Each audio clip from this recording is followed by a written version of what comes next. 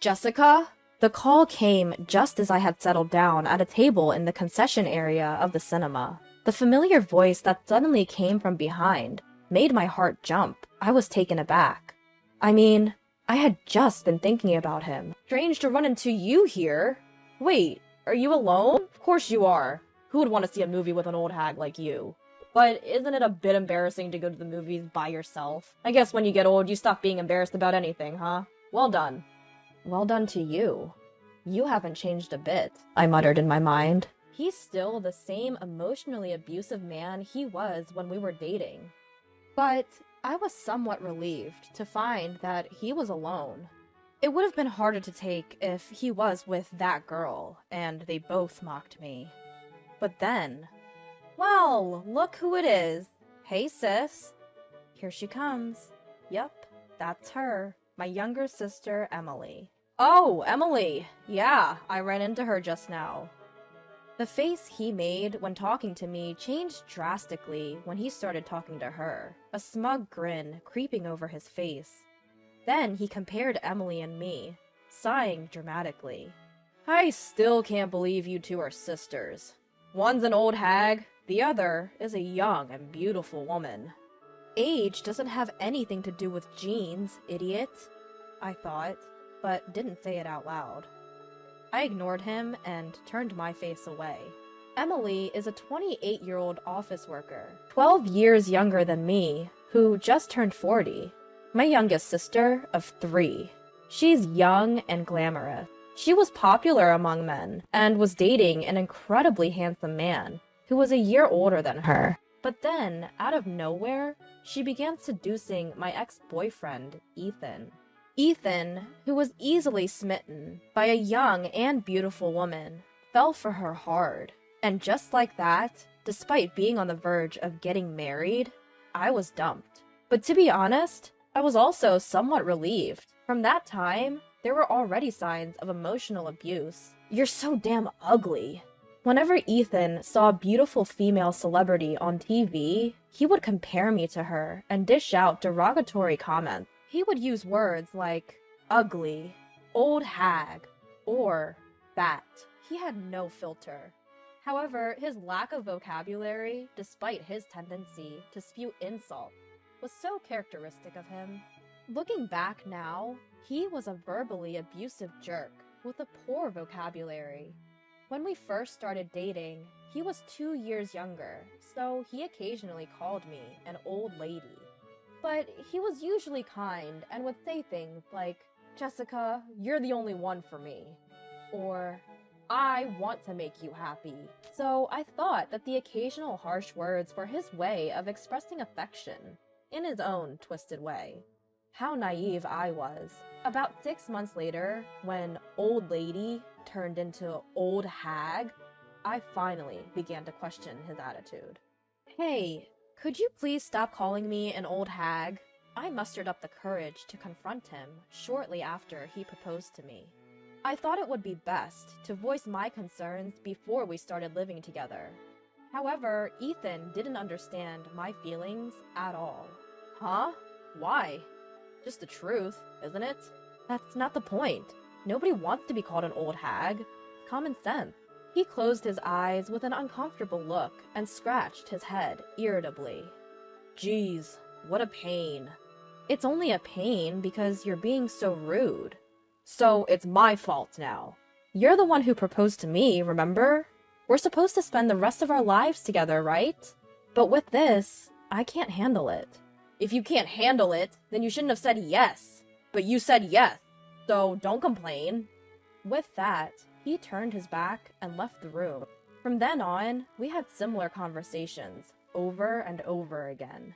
Ugh, you always complain about the same thing. It's just so annoying. I wish I was with a younger woman. Ethan started talking like that before long, and I started retaliating in kind. If you like younger women, why don't you marry one? But you can't, so you compromised with me. Am I wrong? Huh? I'm putting up with wanting younger women to marry you, and that's how you respond? That's why I'm saying you shouldn't have bothered marrying me if you're going to talk like that. Well, maybe I will then. After a heated argument, Ethan would always storm out of the room, slamming the door with a loud bam. But by the time he returned home, he would always bring me a present, as if to make amends. "Here, take this." "What's this?" In his hand, there was a bouquet. My favorite flowers.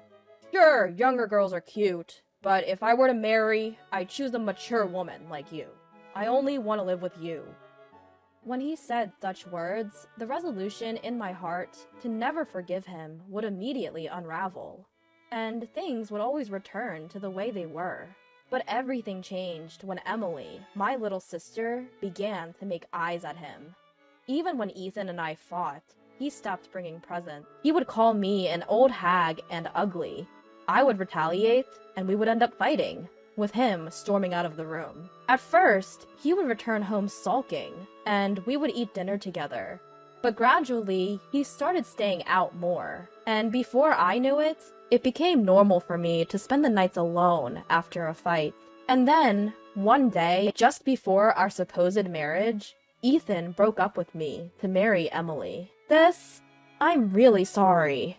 Emily said so, seemingly unapologetic. "Jess, you should snag yourself a nice young man and get back at them." That's what my brother Sam said when I explained the situation. He is 32 years old, the younger brother between Emily and me. He had long been fed up with Emily's selfish behavior, and even now, he showed his anger openly. But there's no one like that.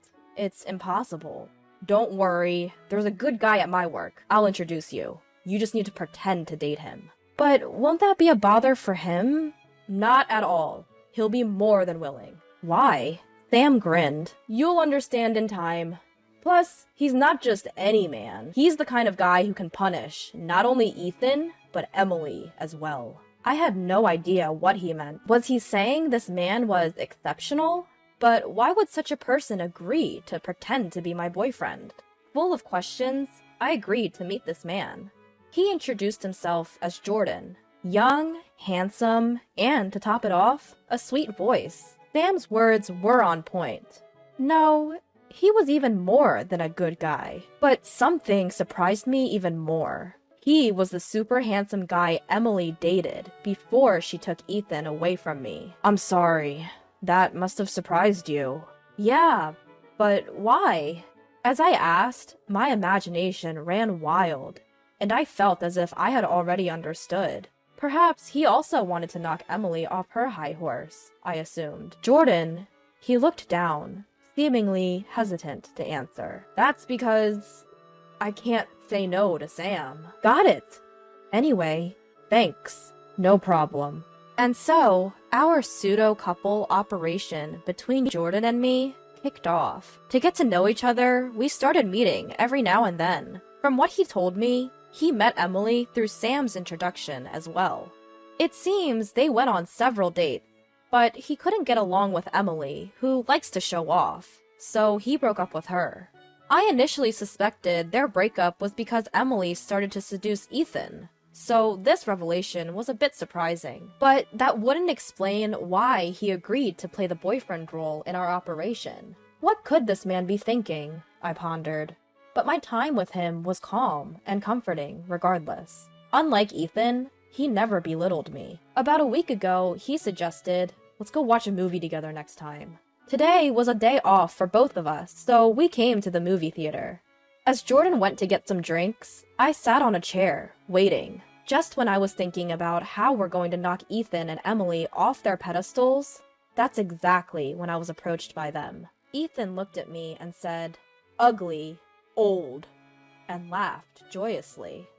Then a few of his friends showed up. "Hey Ethan, is that your ex?" "Yeah, just bumped into her." "What a coincidence, huh? I mean, seeing her again, I realized how ugly she really is. Can't believe I dated someone like her." His friends chuckled uncomfortably, exchanging glances and peeking at me. Well, I guess you guys would be at a loss for words if you found yourself in such a situation. Ethan, you should apologize to your friends for putting them in such an awkward position. But he just keeps on talking, not paying any mind to their discomfort. "I mean, really, Dumping the old hag was the best decision I made. Emily's young, cute, and I'm not ashamed to show her off to my friends, so we can hang out like this. What's going on here? Interrupted from behind. Sweet, velvety voice. He came back at just the perfect moment. I turn around and give a small smile. Nah, just ran into an old acquaintance. Was having a quick chat. Then my eyes quickly returned to Ethan and his friend, my smile widening. I'm leaving now. My boyfriend is here. The eyes of Ethan and Emily widened in surprise. I thought weren't you here alone? That's what you just assumed. I never said I was. I took a deep breath, gathering my courage, and then looked Ethan straight in the eyes. Ethan, thanks for breaking up with me. Huh? His eyebrows furrowed in confusion. I took this as a good sign, and continued. In fact, I'm dating this guy right now, and I'm super happy. He's younger, more handsome, and kinder than any boyfriend I've had before. His face turned a shade of crimson as he took this in. Emily next to him was twisting her beautiful face in discomfort. Their friends were covering their mouths or looking down to suppress their laughter. I then said, "See ya," and turned my back to them, linking my arm with Jordan's, who was holding our drinks. Take that, you verbally abusive jerk. Once we were out of their sight, I detached my arm from Jordan's. I'm sorry for dragging you into this, but thanks to you, I managed to get back at them. Thank you. No, not at all, he replied. Jordan suddenly became bashful, his gaze dropping. Actually, I should be thanking you. You pretending to be my girlfriend, saying you're happy, it made me really glad. Huh? I couldn't help but let out a surprised sound. I didn't understand what he was trying to say at all. He lifted his face, and our eyes met. I've liked you for a long time, Jessica. I was so surprised. I couldn't even make a sound. I could feel my eyes widening in disbelief. My mind was in a whirl. The only word I managed to say was, "Why?" Jordan averted his gaze again. Well, I broke up with Emily because I couldn't keep up with her selfishness. But more than that, I fell in love with you, Jessica. That was the bigger reason. I couldn't believe what I was hearing. Yes, I've known him before our fake couple strategy. He was introduced to me as Emily's boyfriend, and we had met several times after that. It was likely Emily was flaunting her handsome boyfriend to me. I never thought it would lead to this, but I don't understand. Why would you fall for someone like me? He quickly looked up at me and vehemently exclaimed, "What do you mean, someone like you? Jessica, you're an amazing woman. You gave me advice when I was unsure about where to take Emily on a date. When I accidentally cut myself, you immediately treated the wound. Remember when a kid nearby had a heat stroke? You were the first to act. You calmed down his mother while cooling him down and getting him something to drink. I've always thought you were a wonderful woman after seeing all that." But then, Jordan lowered his gaze. Emily seemed to have noticed my feelings, and after I broke up with her, she suddenly started flirting with Ethan, and even ruined a potential marriage because of that. I'm really sorry about that. That's why I was so glad I could help out this time. This surprised me even more. Who could have guessed Emily's seduction of Ethan was driven by jealousy towards me?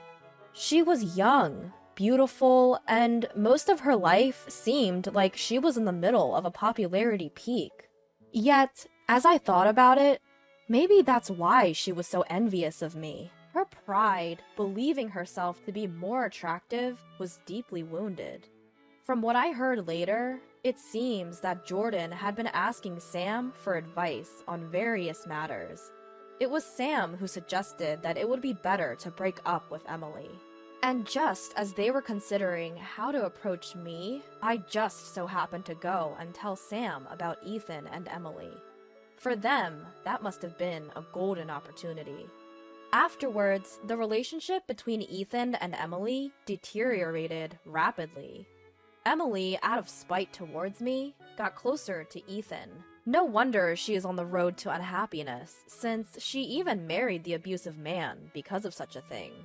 At first, Ethan, who had been kind with his words, soon began to show his true colors. His comments were along the lines of, "The food is so bad I can't eat it. I don't like the way you clean." And, "Don't you dare spend my hard-earned money when you can't even do housework properly."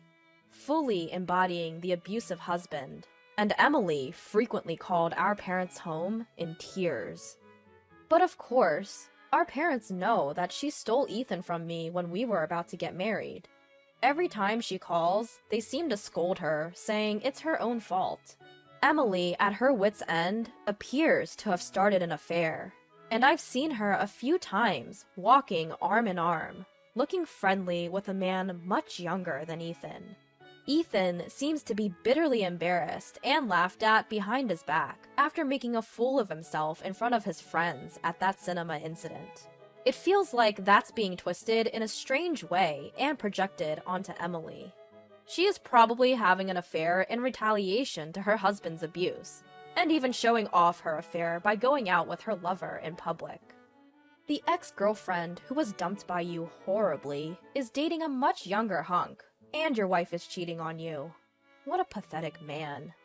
She must want to make everyone see Ethan in that light and laugh at him. Her actions are still as ruthless as ever. He has also gotten into heavy debt from stress, and the two of them have ended up in a constant state of fighting. Jordan and I officially started dating. From a pretend couple to real love, it's just like the trending stories these days.